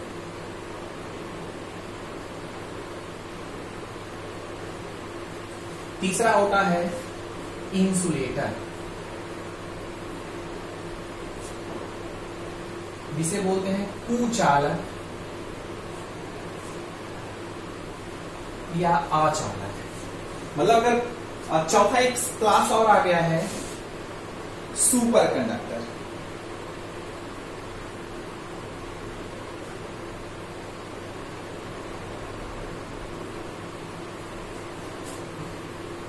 तो ध्यान दो बच्चे, अगर पूरे ब्रह्मांड को विद्युतीय गुण के आधार पर, विद्युत के आधार पर अगर बांटा जाए तो 4 कैटेगरी में बांटा गया है, कंडक्टर, सेमी कंडक्टर, इंसुलेटर और सुपर कंडक्टर। 4 रूप में बांटा गया है।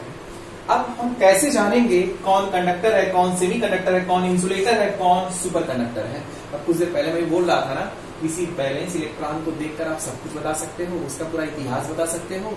उसी बैलेंस इलेक्ट्रॉन को देखकर ही हम लोग बताएंगे, इसी बैलेंस इलेक्ट्रॉन को देखकर ही बताएंगे। तो हम एक-एक टॉपिक स्टार्ट करते हैं। अब आते हैं चालक पर।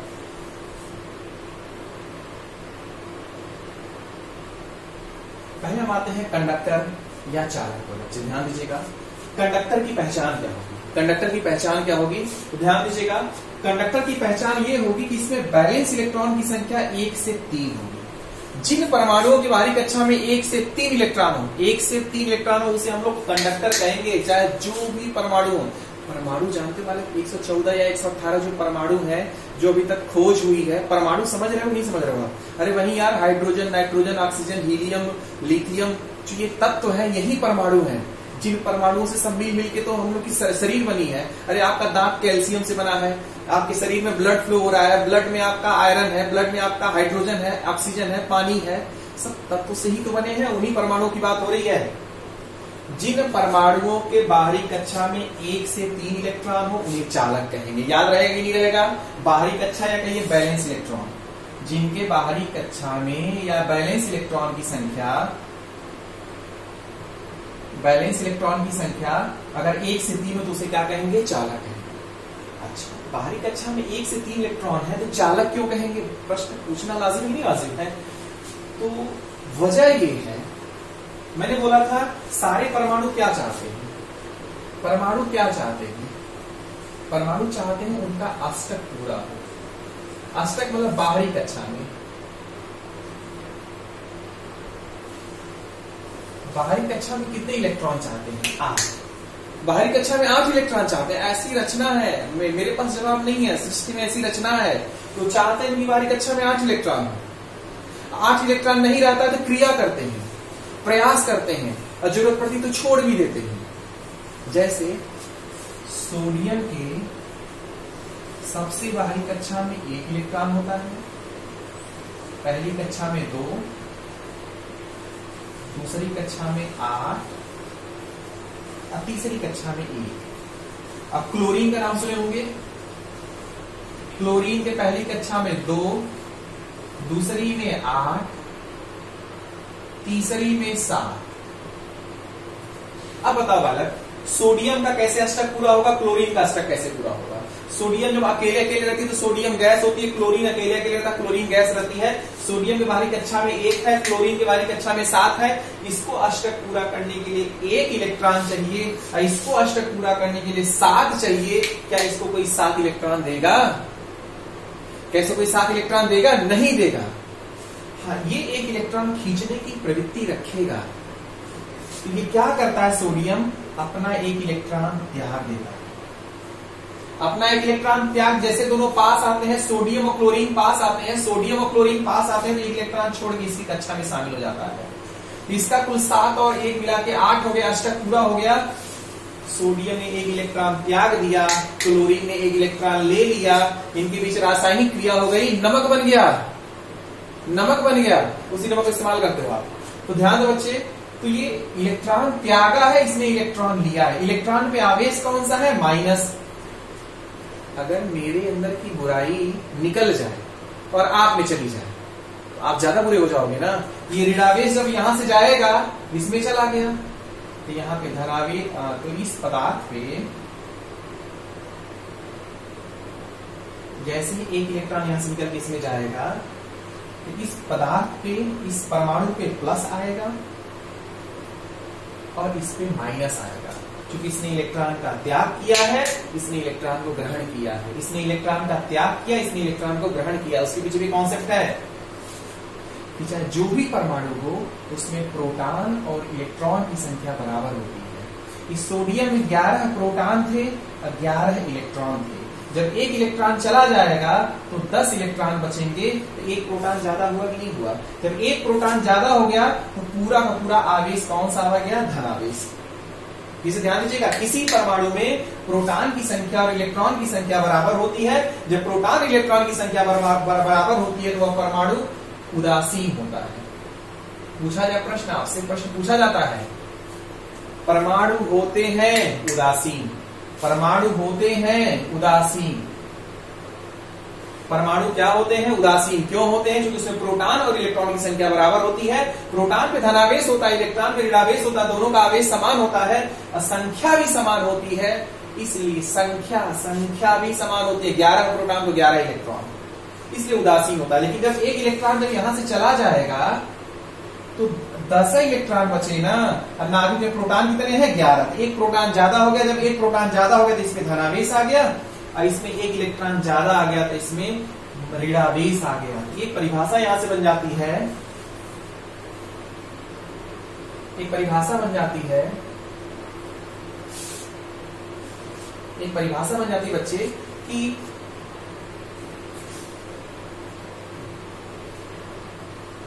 एक परिभाषा बन जाती है कि जो परमाणु इलेक्ट्रॉन का त्याग करेगा, जो परमाणु इलेक्ट्रॉन का त्याग करेगा उसे धनायन, जो परमाणु इलेक्ट्रॉन का त्याग करेगा उसे धनायन या पॉजिटिव आयन, धनायन या पॉजिटिव आयन परमाणु कहते हैं। इसे कहेंगे जो त्याग करेगा, जो इलेक्ट्रॉन का त्याग करेगा, इलेक्ट्रॉन का त्याग करेगा, जो इलेक्ट्रॉन का त्याग करे उसे धनायन परमाणु कहेंगे या पॉजिटिव आयन कहेंगे। जो इलेक्ट्रॉन को ग्रहण करेगा, जो इलेक्ट्रॉन को ग्रहण करेगा उसे हम लोग नेगेटिव आयन कहेंगे, नेगेटिव आयन या ऋणायन, नेगेटिव आयन या ऋणायन। जो इलेक्ट्रॉन को ग्रहण करे, जो इलेक्ट्रॉन को ग्रहण करे उसे नेगेटिव आयन या ऋणायन। जो इलेक्ट्रॉन का त्याग करे, इलेक्ट्रॉन का त्याग करे, बुराई का त्याग करे उसे पॉजिटिव आयन या धनायन परमाणु कहेंगे। तो ध्यान दीजिएगा, हम कंडक्टर पे थे। कंडक्टर मैंने बोला कंडक्टर की पहचान क्या होगी? जितने परमाणु है सृष्टि में, अगर उनके बाहरी कक्षा में 1 से 3 इलेक्ट्रॉन हो या बैलेंस इलेक्ट्रॉन की संख्या 1 से 3 हो तो वो चालक होंगे।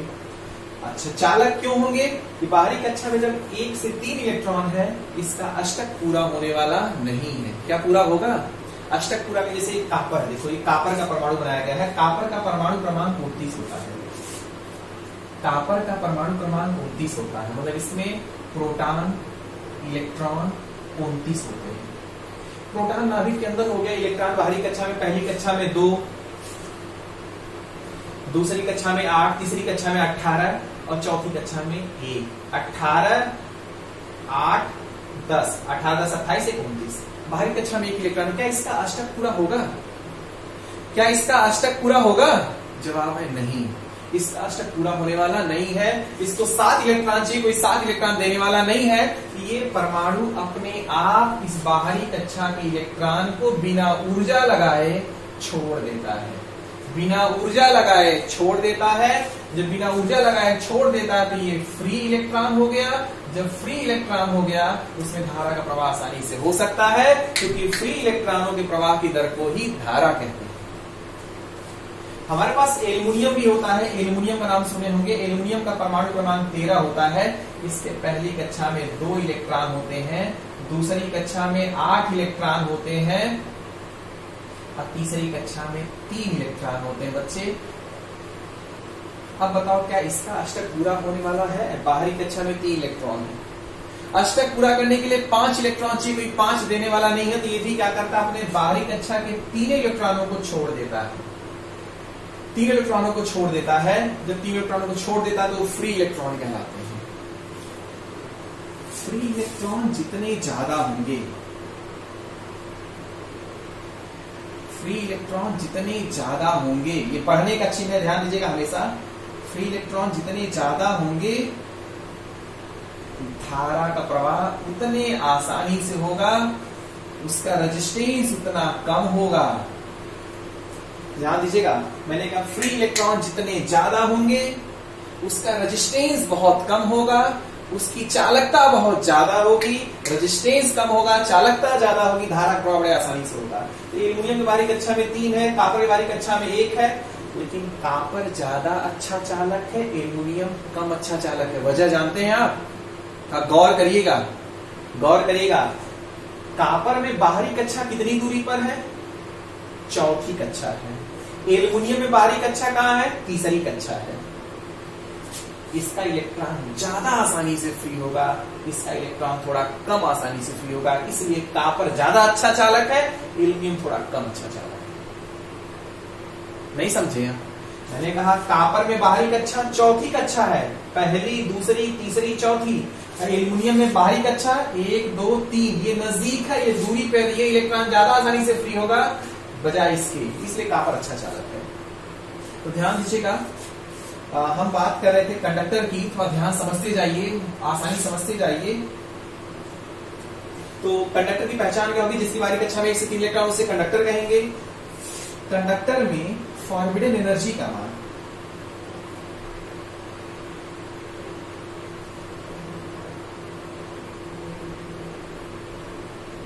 कंडक्टर में फॉरबिडन एनर्जी, फॉरबिडन एनर्जी याद है कि भूल गई? फॉरबिडन एनर्जी का मतलब बाहरी कक्षा के इलेक्ट्रॉन को मुक्त कराने के लिए, बाहरी कक्षा के एक इलेक्ट्रॉन को मुक्त कराने के लिए जितनी ऊर्जा लगती है उसे फॉरबिडन एनर्जी करते हैं। उस फॉरबिडन एनर्जी का मान हमारा लगभग नगण्य होता है, 0 इलेक्ट्रॉन वोल्ट। मतलब कोई एनर्जी देने की जरूरत ही नहीं, ऑटोमेटिक फ्री कर देगा। ये बाहरी कक्षा के इलेक्ट्रॉन को ऑटोमेटिक फ्री कर देगा, एनर्जी देने की जरूरत नहीं है। फॉरबिडन एनर्जी का मान 0 इलेक्ट्रॉन वोल्ट होता है। जो चालक होते हैं इनकी जो रेजिस्टिविटी होती है, जिसे प्रतिरोधकता बोलते हैं, आप बेसिक में सब पढ़ोगे आप, मैं ही पढ़ाऊंगा, ध्यान दीजिएगा। इसकी जो प्रतिरोधकता होती है 10⁻³ से 10⁻⁸ ओम सेंटीमीटर। ये माइनस में है, मतलब रेजिस्टिविटी बहुत कम होती है। प्रतिरोधकता का उल्टा होता है चालकता या विशिष्ट चालकता जिसे कहते हैं, कंडक्टिविटी जिसे कहते हैं।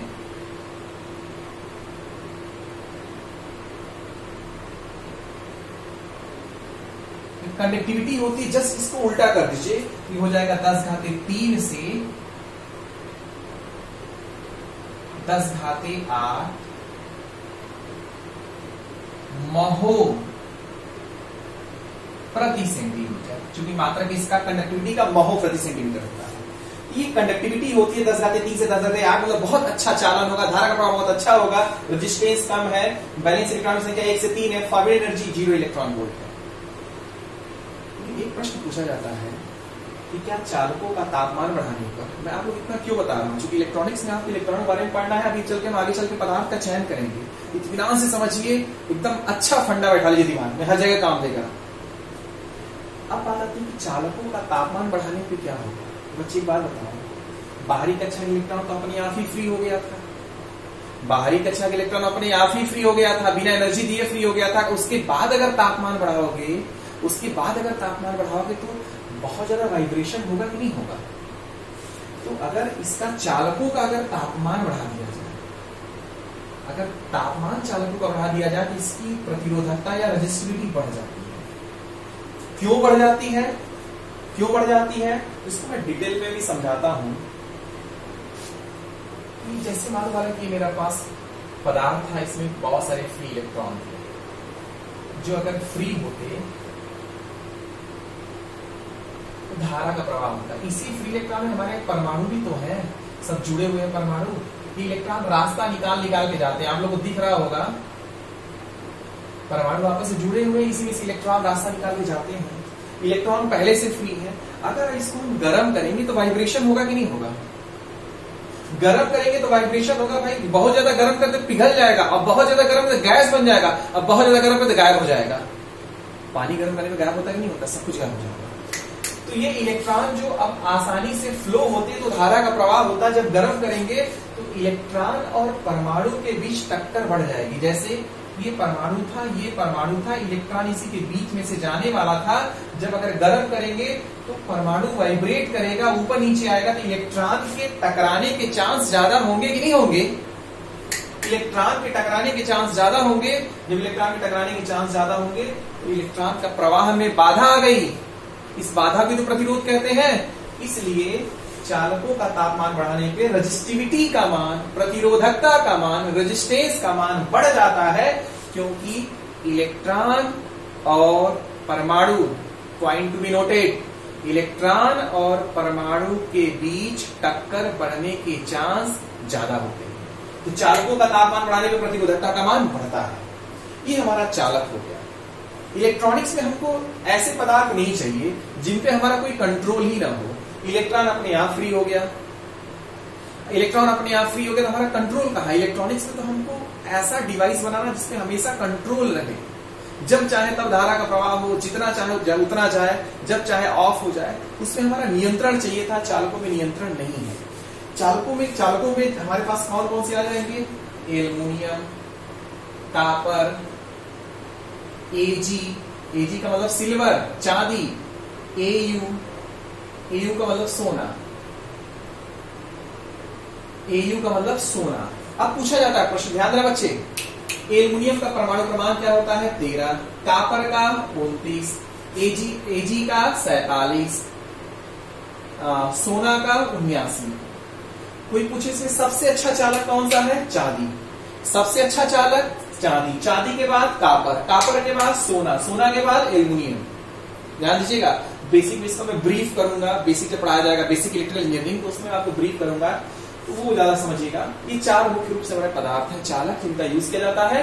अब तो एल्युमिनियम यूज किया जाता है, जो कि बहुत सस्ता होता है, अच्छा आसानी से मिल जाता है, इसलिए एल्युमिनियम यूज किया जाता है आजकल। लेकिन सबसे अच्छा पूछा जाए तो चांदी है, चांदी के बाद, चांदी से थोड़ा सा खराब कॉपर, कॉपर के बाद सोना, सोना के बाद एल्युमिनियम। ध्यान दीजिए बच्चे। अब हमारे पास दूसरा पदार्थ आया, दूसरा हमारे पास पदार्थ है इंसुलेटर का। मैंने कहा कि विद्युतीय गुण के आधार पर पदार्थों को 4 भागों में बांटा गया है। विद्युतीय गुण के आधार पर पूरे ब्रह्मांड के पदार्थों को 4 भागों में बांटा गया था। इसमें चालक था, अर्धचालक था, कुचालक था और सुपर कंडक्टर था। तो दूसरा हमारा ये इंसुलेटर है।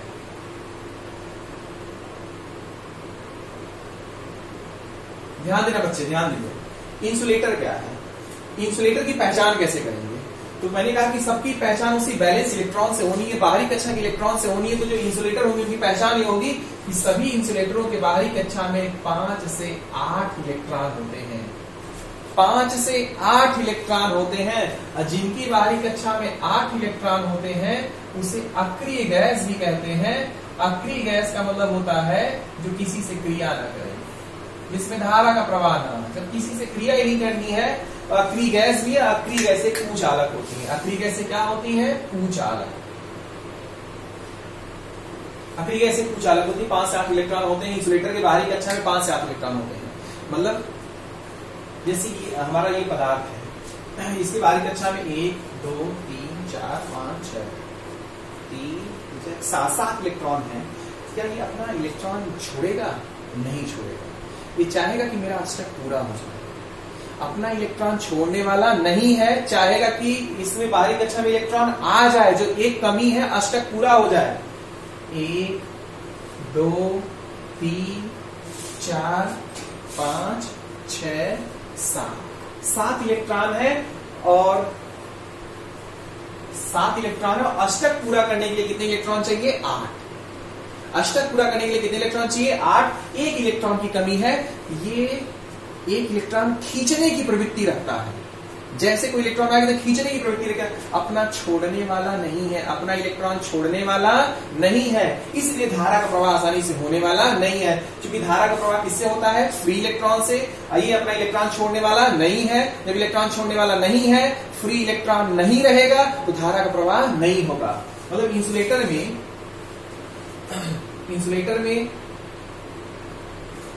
इंसुलेटर के बाहरी कक्षा में 5 से 8 इलेक्ट्रॉन रहेंगी।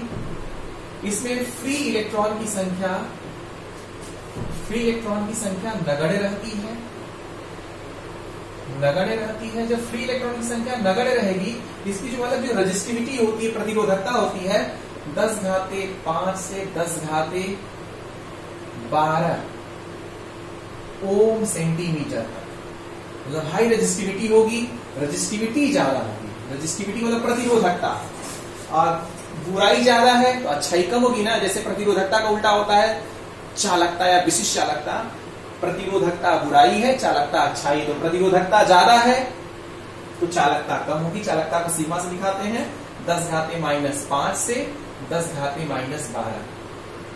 हालांकि ये जो रेंज है, ये रेंज थोड़ा बहुत आगे पीछे होगी, लेकिन ये साइन हमेशा सेम रहेगा। अब मात्रक हो जाएगा महो प्रति सेंटीमीटर। मतलब ध्यान दीजिएगा, मतलब फ्री इलेक्ट्रॉन नगण्य होते हैं, बाहरी कक्षा में 5 से 8 इलेक्ट्रॉन होते हैं, रेजिस्टिविटी का मान उच्च होता है, चालकता का मान निम्न होता है। लेकिन बाहरी कक्षा का इलेक्ट्रॉन निकाला जा सकता है, ऊर्जा देनी पड़ेगी, ज्यादा ऊर्जा देनी पड़ेगी। इसमें जो फॉरबिडन एनर्जी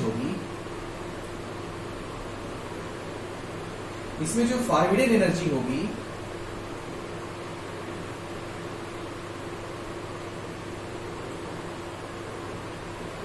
फॉरबिडन एनर्जी होगी, वो बालक हमारी 5 इलेक्ट्रॉन वोल्ट से ज्यादा।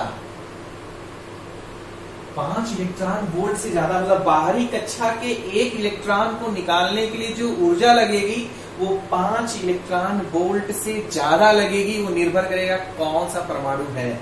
अब ये इलेक्ट्रॉन वोल्ट क्या है? 1 इलेक्ट्रॉन वोल्ट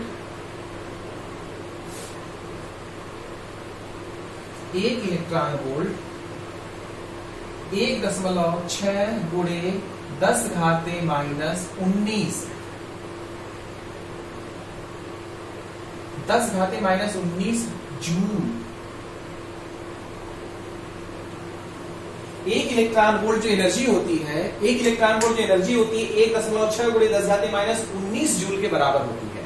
तो परमाणु जो कुचालक पदार्थ है, उसके बाहरी कक्षा के एक इलेक्ट्रॉन को निकालने के लिए 5 इलेक्ट्रॉन वोल्ट से ज्यादा ऊर्जा लगेगी। मतलब फॉरबिडन एनर्जी का मान उच्च होगा।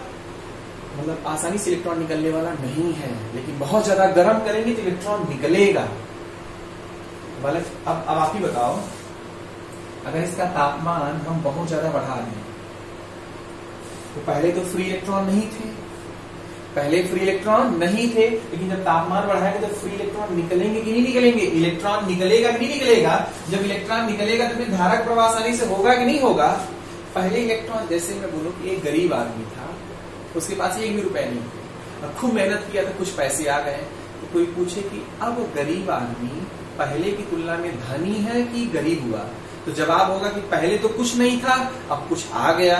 तो पहले फ्री इलेक्ट्रॉन बिल्कुल नहीं थे, अब फ्री इलेक्ट्रॉन आ गए। लेकिन फ्री इलेक्ट्रॉन कब आए? जब गर्म किया गया। इसलिए तापमान बढ़ाने पर इसका प्रतिरोध, इसकी प्रतिरोधकता, प्रतिरोधकता बेसिक में पढ़िएगा, प्रतिरोधकता घटेगी, बुराई घटेगी, प्रतिरोधकता घटेगी तो कहेंगे चालकता बढ़ेगी।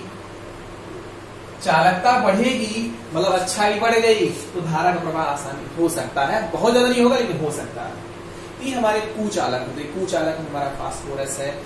जो यूज होते हैं, सिरेमिक यूज होता है, आपका पीवीसी यूज होता है, ग्लास यूज होता है, पोर्सलिन यूज होता है, निर्वात मतलब वैक्यूम यूज होता है, एयर यूज होता है। ये सब हमारे कुचालक के अंतर्गत आते हैं। तो हमको इलेक्ट्रॉनिक्स में कुचालक, इलेक्ट्रॉनिक्स के लिए हमें कुचालक की कोई जरूरत नहीं है। कुचालक कोई जरूरत नहीं है क्योंकि हमारे इस पर नियंत्रण ही नहीं है। बहुत ज्यादा गर्म करने पे, बहुत ज्यादा एनर्जी देने पे इलेक्ट्रॉन फ्री हो रहा है, इसलिए कुचालक का भी यूज इलेक्ट्रॉनिक्स में होने वाला नहीं है। अब नेक्स्ट आता है हमारे पास तीसरा पदार्थ। तीसरा पदार्थ आता है सेमीकंडक्टर। सेमीकंडक्टर आता है। बच्चे ध्यान दीजिएगा, ध्यान से सुनिएगा। तीसरा हमारी जो पदार्थ है वो हमारा है सेमीकंडक्टर।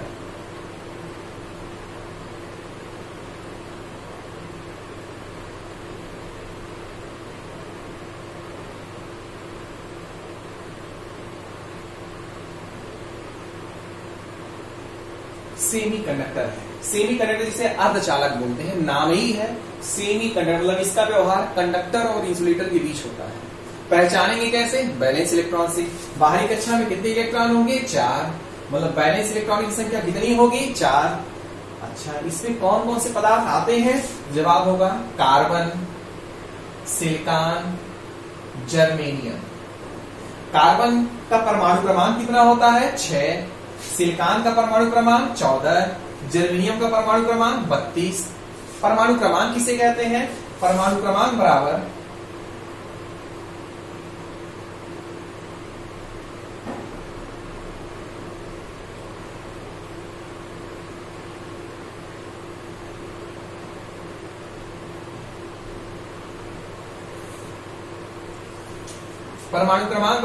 प्रोटॉनों की संख्या बराबर इलेक्ट्रॉनों की संख्या। मतलब एक तरह से जो परमाणु क्रमांक 6 है तो मतलब 6 प्रोटॉन होंगे, 6 इलेक्ट्रॉन होंगे।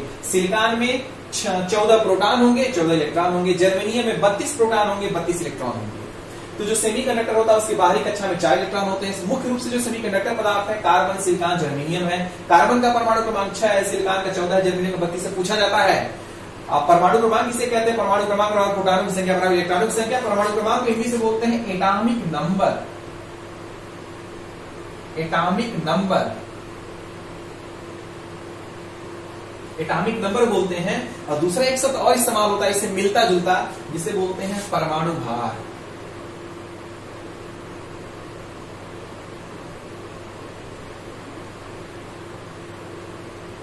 परमाणु भार बोलते हैं। ये जो परमाणु भार होता है ये प्रोटॉनों की संख्या प्लस न्यूट्रॉनों की संख्या, प्रोटॉनों की संख्या प्लस न्यूट्रॉनों की संख्या, n का मतलब नंबर से है।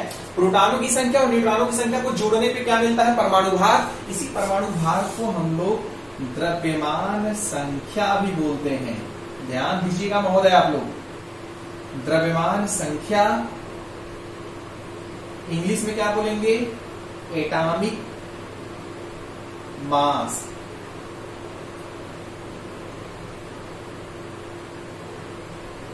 एटॉमिक मास, परमाणु भार या द्रव्यमान संख्या बराबर प्रोटॉनों की संख्या प्लस न्यूट्रॉनों की संख्या। तो जो सेमीकंडक्टर होते हैं चालक और कुचालक के बीच में होते हैं, इनके बैलेंस बैंड में बैलेंस इलेक्ट्रॉनों की संख्या, बैलेंस बैंड में बैलेंस इलेक्ट्रॉनों की संख्या 4 होती है। इसमें मुख्य रूप से कार्बन, सिलिकॉन, जर्मेनियम है, 6 है, 14 है, 32 है। ये चूंकि बीच में है इसलिए इसी का प्रयोग इलेक्ट्रॉनिक्स में करते हैं। लेकिन इलेक्ट्रॉनिक्स पर किसका प्रयोग करेंगे? कार्बन का यूज करें कि सिलिकॉन का यूज करें कि जर्मेनियम का यूज करें, किसका यूज करें? इसकी थोड़ी सी डिटेल एनालिसिस देखिएगा, समझने का प्रयास कीजिएगा और समझ में आ जाएगा कि कार्बन का क्यों नहीं करेंगे, जर्मेनियम का यूज क्यों नहीं करेंगे, सिलिकॉन क्यों करते हैं। तो समझिएगा ध्यान से। बालक देखो, जो सेमीकंडक्टर होते